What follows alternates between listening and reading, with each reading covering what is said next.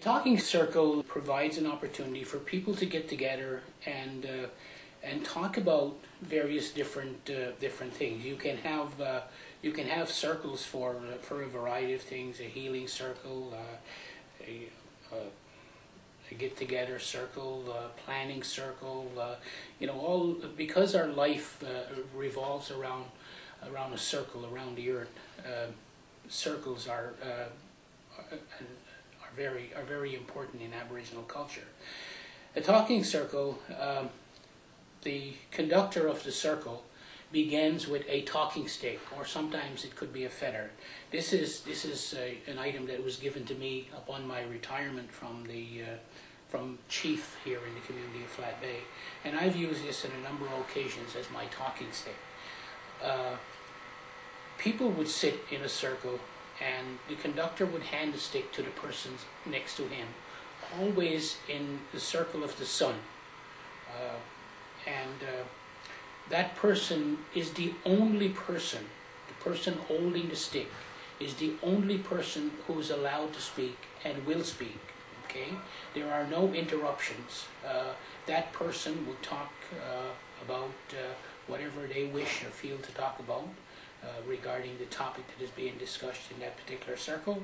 When they're complete their dialogue, when they're satisfied that they have said what they needed to say, they pass the stick on to the next person who's sitting to their immediate left, and the stick continues to go around the circle in that fashion, with each person contributing to the dialogue. There can be a number of rounds.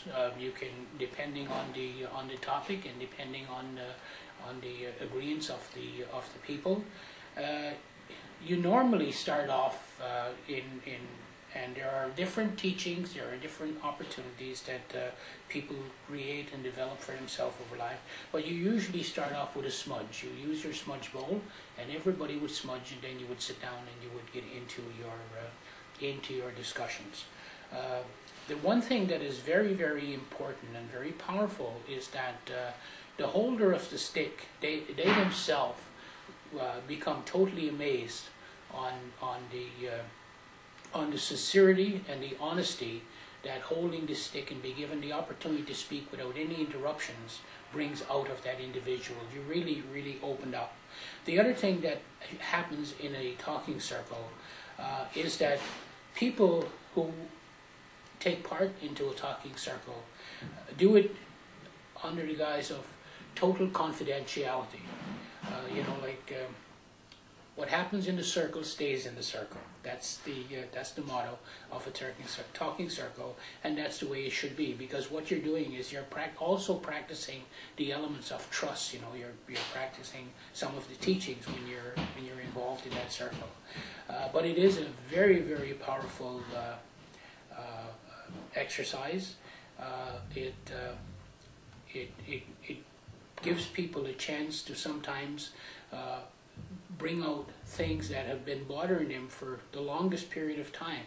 And as most people know, if you have something that's pent up inside you, it creates pain because it's a disease, and it hurts. It hurts physically. It hurts mentally.